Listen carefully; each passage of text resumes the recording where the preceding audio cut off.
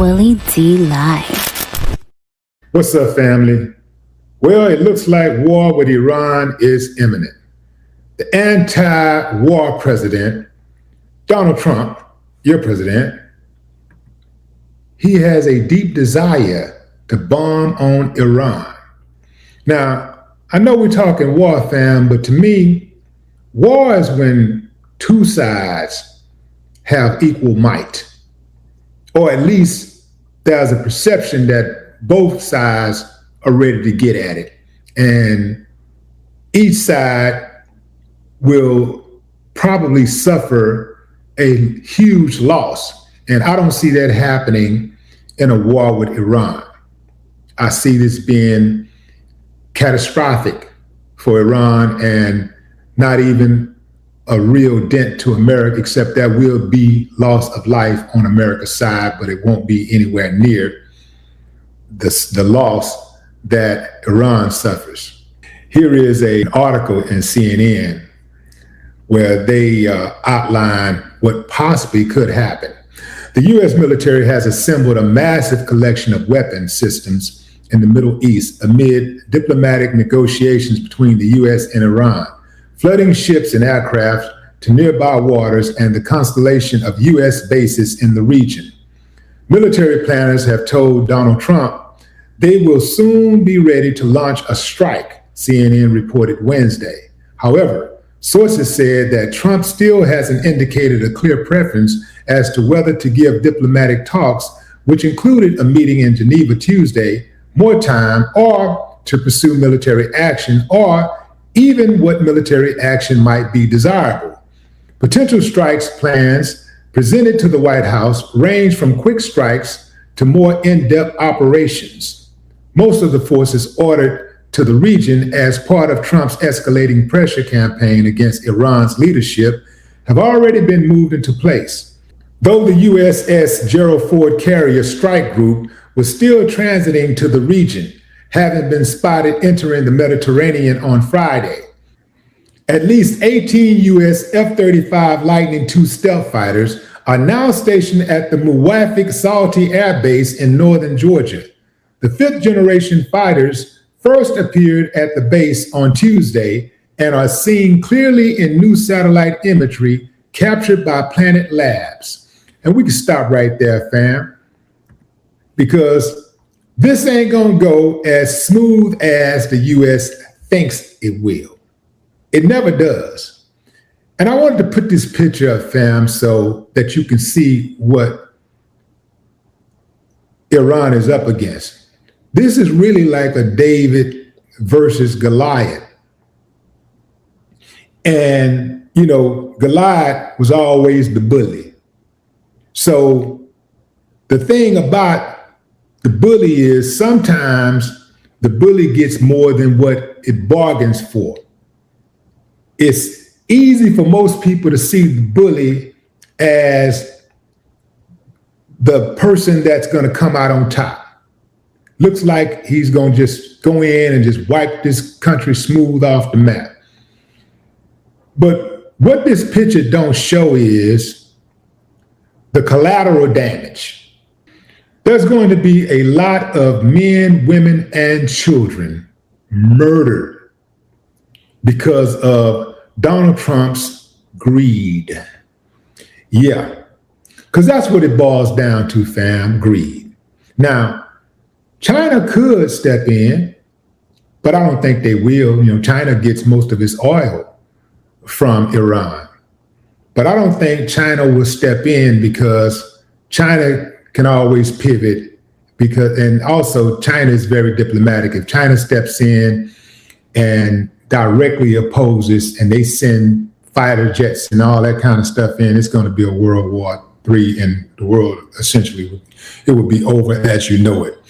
I don't think China is going to jump in for that sake. And, you know, the U.S. has hit Iran before and China didn't step in. China is very, very strategic. And I don't think that China will ever make a move like that unless it was absolutely necessary. They're not going to try to strike U.S. forces unless it's absolutely necessary. Now, will they offer some intelligence, some software programming, some weaponry to help fight the U.S. I think they'll do that. Absolutely, the U.S. do it all the time. They're always giving other countries weaponry and intelligence and all that kind of stuff to fight their enemies for them. But I don't think China will step in on this one. But yeah, they're putting a lot of heat in place to move in on China. I mean, they got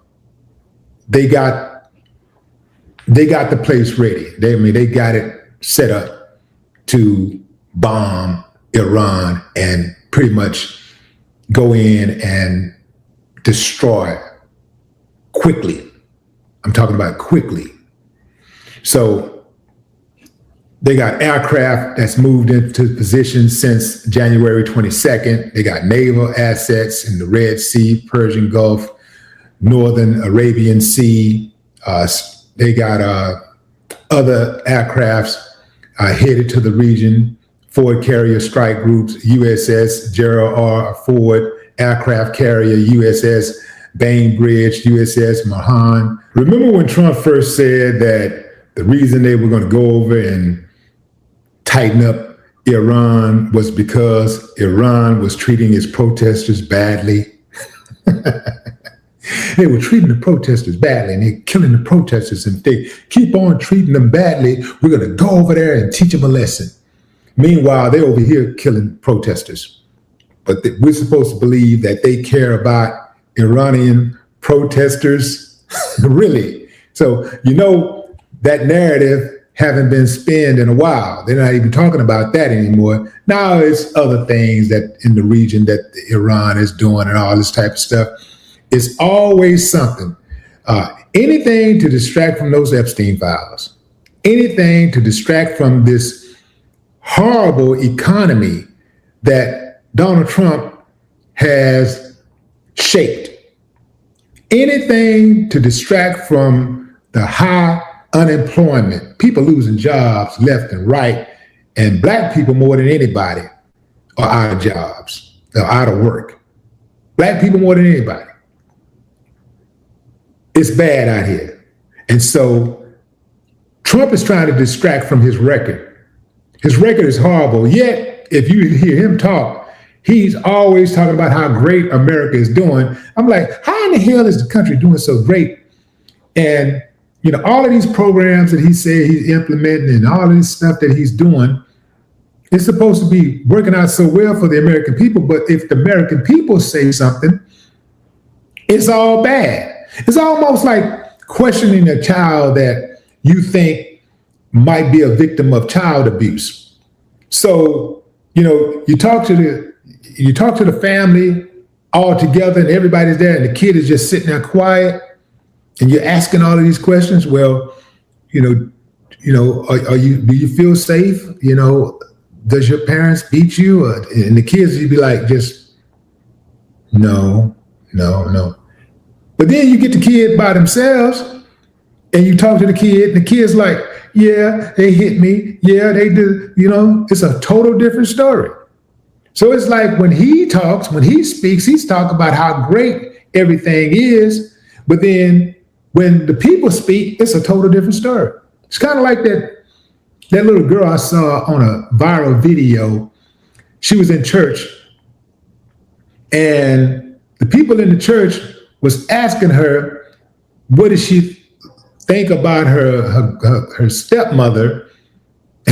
And, what did she think about her stepmother? And the little girl said, well, she listens to me unlike my mother. And they was like, no, we rebuke you. Like the little girl told the truth. She was scared to tell the truth because she knew she was going to be reprimanded. But she spoke up. But you let the mama tell it. You let the mama tell it, everything's all fine, everything's great. But the kid told the truth. So you let Trump tell it, everything's great. You let his administration tell it, everything's great. And everything is great for him. I mean, the dude that made what? He probably made about $30 billion in his second term, just in the first year alone, he's probably made about $30 billion. So everything's going fine for him, but it's the lies that he tells about the economy and how great things are going for the American people. And that's just not so. But you cannot believe anything that comes out of this current administration at all. Like, I mean, you can't really believe anything that come out of any of them, but especially this one.